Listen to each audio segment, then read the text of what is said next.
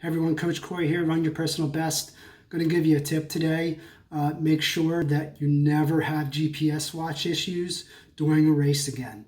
So if you're running New York City, Chicago, Boston this fall, you're going to want to listen to this. It's going to help you make sure that your pace is dead on with the time that you finish. So one of the things that usually happens with most marathons, or races for that matter, is there's a discrepancy between what your watch says and what the course says. And at the end of the day, really the only thing that matters is what the course says, because that's what Boston Marathon takes. They take the finishing time. So really, if your watch says something, it doesn't matter.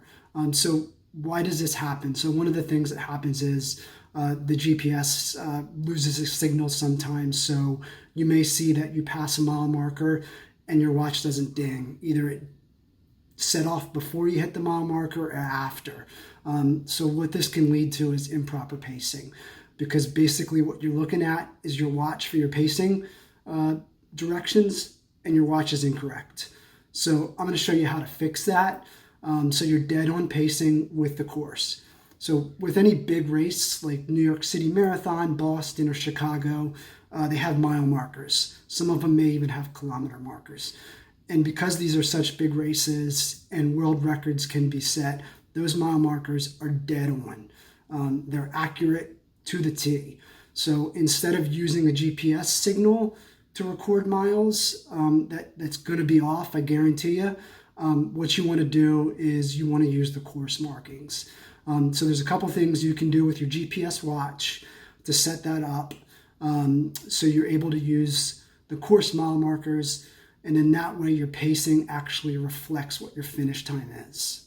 So what I'm going to do is go through 3 videos here to show you how to set up your GPS watch to make sure you're timing correctly. All right, so I have a Garmin 745 here, and I'm going to show you how to turn off the auto lap where it records each mile that you run automatically. So what you want to do is hit the start stop button, get to your run activity setting, again start stop button. What we want to do is we want to go over here and press up for the different options, scroll down to run settings, hit start stop. Again, we're going to scroll down until we see auto lap, and you can see I already have it set on manual only. Yours may look like this, auto lap on. All you want to do is hit the start stop button again, and that's going to turn that off. So basically what this has done is it's not going to record each mile that you run automatically. This is the first step in making sure your GPS watch is set up for marathons. All right, so now that I've shown you how to turn off the auto mile lap feature, what I want to do is show you how to set up your data field. So when you look down at your watch, the lap distance time is recording. So just like you're starting to run, hit start, again start, and then what I want to do is I want to go up to the settings, scroll down to run settings, hit the start stop button again, and this is where you can change the data fields. So what I would do is change the data screens. You can see this is how I currently have it set up. What I want to do is change that center timer 1 to lap time like the one below it. So I'm going to hit the start stop button, and this is where I can change the layout if I want to have more data fields or less. But what I want to do is change the data field. So I go down, start stop again. You can see the blinking, and if I keep pressing down, that's where I can change the individual data field. So right now I want to change this timer to lap time, hit start stop again. You can see down here, these are the options that you have. And if you use these 2 buttons on the left, you can scroll through and change what you want. But what I'm looking for is lap timer. So I'm going to go into a timer field, hit the start stop button, and then scroll down until I see lap time. That's exactly what I want. So what I'm going to do is hit the start stop button, and you can see that's programmed in there.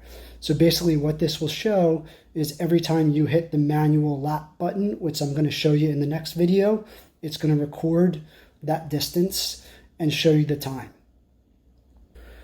All right, now we're here at the final step to making sure your watch is set up properly for marathons in the manual mode. So The first step, what we did was we turned off the auto lap that records miles automatically. The second step, we made sure we had lap time in our data field entries. And now what I'm going to do is I'm going to show you how to record miles manually. So let's just pretend we're about to start a run. We go into run. All right, I'm going to hit start. The gun goes off for the marathon. So we're running now. You can notice that that center field there is lap time. Basically what that's going to show is that's going to show the interval between each lap that we run. And the way we mark laps is this button down here. So let's say I'm running, about to approach mile 1. I cross mile 1, I hit the lap. 22. So my first mile is 22 seconds, which would be a world record by a lot, but you get the point. So my first mile was 22 seconds. Now you can see the lap time started over again. This is going to start recording your second mile. So this will show you how fast that you're running that second mile. Now I keep running. I see the second mile marker. Whoops, just passed it. So 25. There we go again. It's recording not only the second mile marker, but also the total time there. So my second mile was 25 seconds. And basically what you want to do is you want to keep doing that as you pass each mile marker. And then when you stop,